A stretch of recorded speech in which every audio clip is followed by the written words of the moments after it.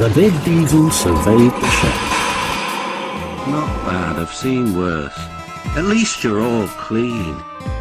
The engines gaped.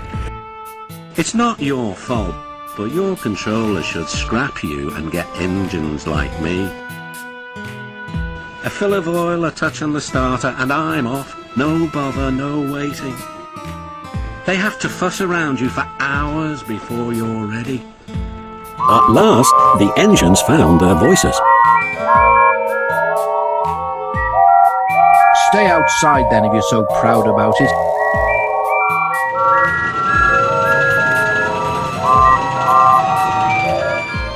They held an indignation meeting early next morning round the turntable. Disgraceful. Disgusting. Despicable! I hope it's cold tonight and he can't start in the morning. At least someone might want to preserve us. Who'd need him? To say such things to us is to teach him a lesson we'd be wanting. But no one had any good ideas.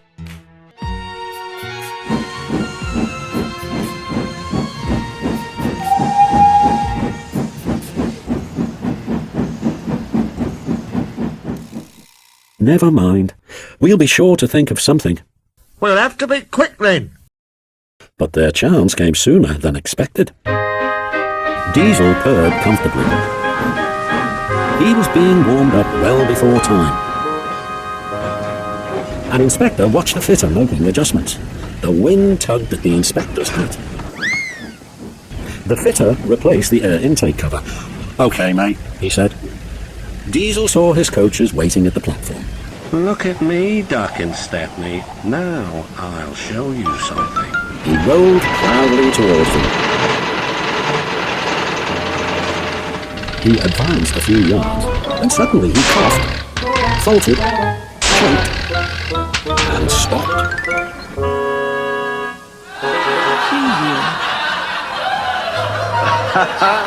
You don't look really useful now. You look really disgraceful. The inspector, meanwhile, had seen nothing of this.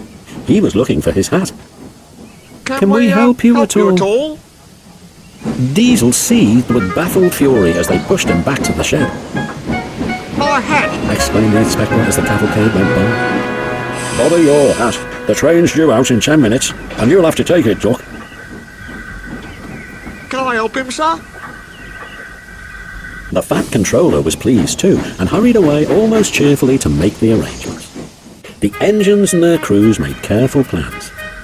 A good start's everything on a job like this. Lay sand on the rails as you back down and roll it firm with your wheels. You get a splendid grip that way.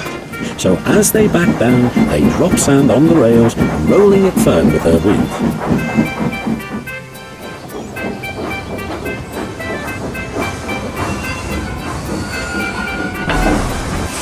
Both controllers were there to see them off. "Gordon will take over from halfway," said the fat controller. "She'll get the train there, never mind about being late. Good luck." Don't worry, sirs. We'll get there and be early too. They stood waiting, sizzling with excitement. The engines dug their wheels into the sand and gave a mighty heave. Come on, puffed Duck, while Stepney barked excitedly in front.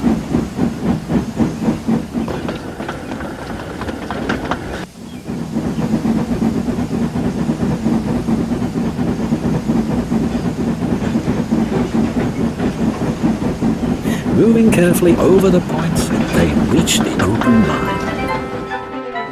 Have a sprint! I'm ready when you are. Faster and faster they went till their wheels were turning at such speed that the side rods were merely blurs. Under clear signals, they whizzed through Edward Station and charged at Gordon's Hill beyond. They felt the drag of their 15 coaches here. It was hard work. But once over the top, the last 10 miles were plain running.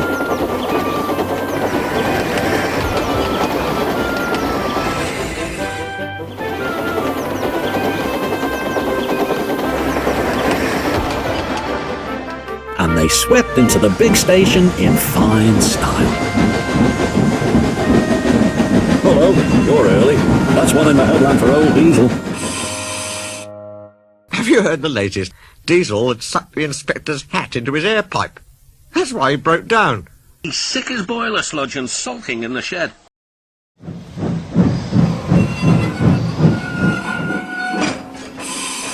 Out of date, are we? Ho, ho, ho! And still laughing, Gordon puffed away.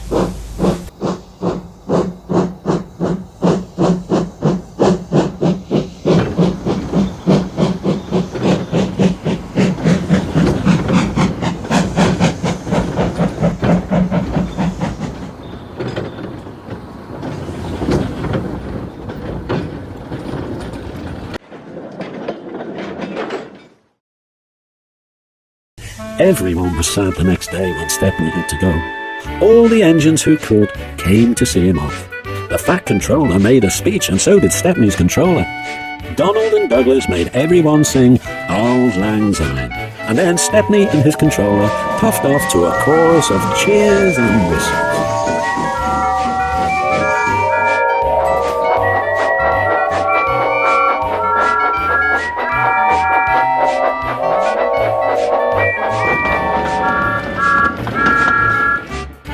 What about Diesel? He slipped away the night before. He said goodbye to no one, but left two things behind: the nasty smell of bad manners and a battered bowl of fat.